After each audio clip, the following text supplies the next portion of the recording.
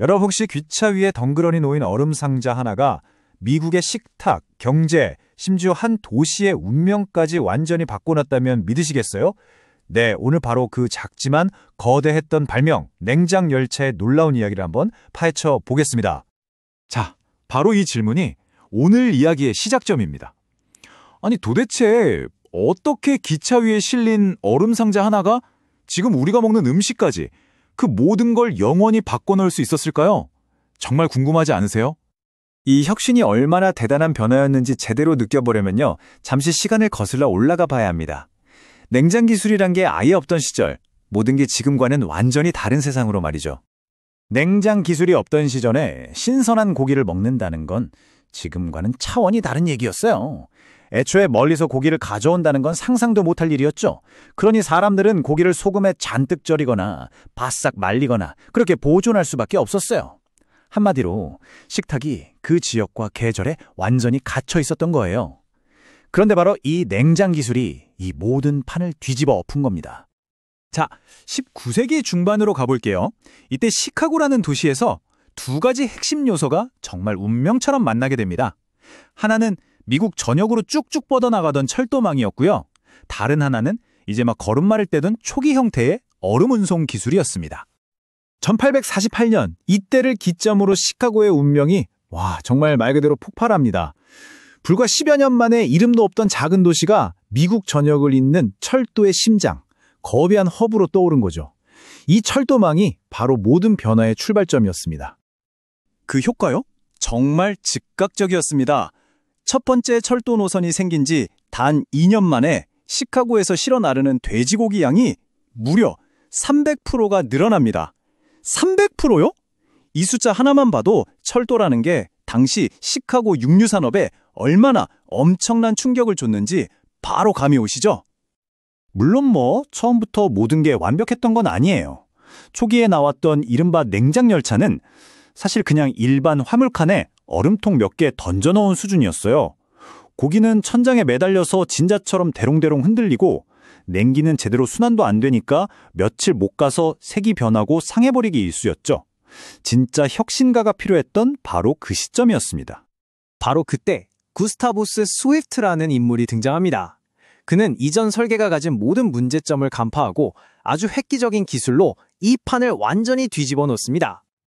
스위프트 설계의 핵심은요, 진짜 그 단순한 천재성이 있었어요. 그는 아주 기본적인 과학 원리, 그러니까 차가운 공기는 아래로 가라앉고 더운 공기는 위로 올라가는 바로 그 대류 현상을 이용한 거죠.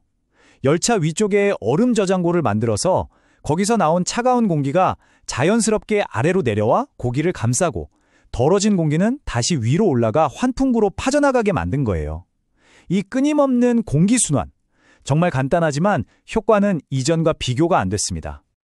하지만 여러분, 모든 위대한 혁신에는 저항이 따르는 법이죠.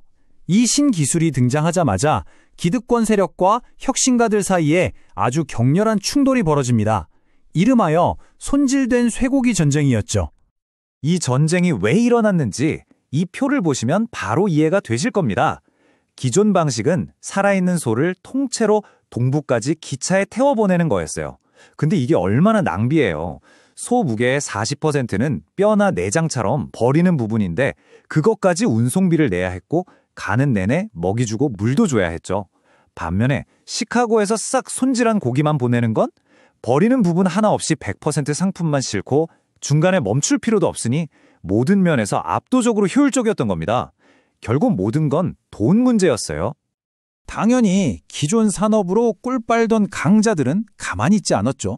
동부의 거대한 가축 시장을 꽉 잡고 있던 정육업자들, 그리고 그 시장에 투자해서 돈을 벌던 철도 회사들, 이들 눈에 스위프트의 새로운 방식은 자기들 밥그릇을 통째로 빼앗아가는 아주 직접적인 위협으로 보였던 겁니다.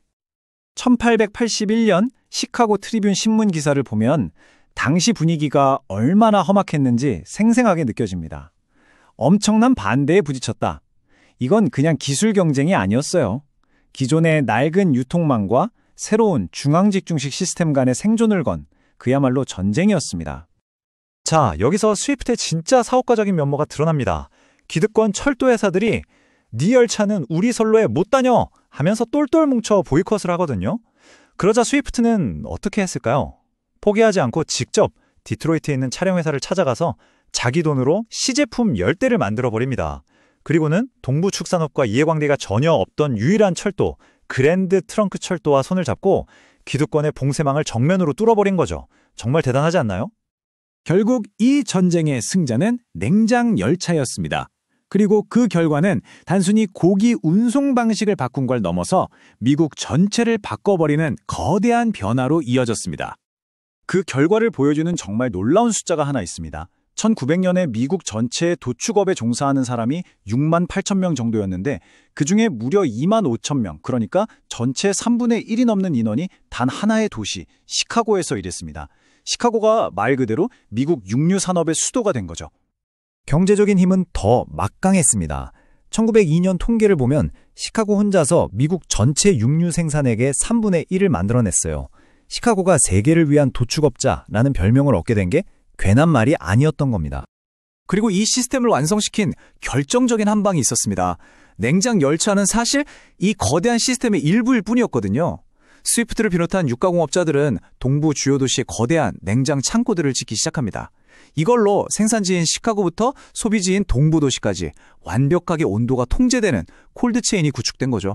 덕분에 미국인들은 역사상 처음으로 계절이나 거리에 상관없이 언제나 신선한 고기를 먹을 수 있게 된 겁니다.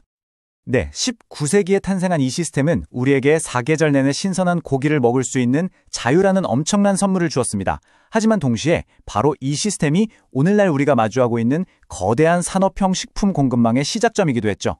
과거의 이 위대한 혁신이 지금 우리의 식탁에 던지는 진짜 의미는 과연 무엇일까요?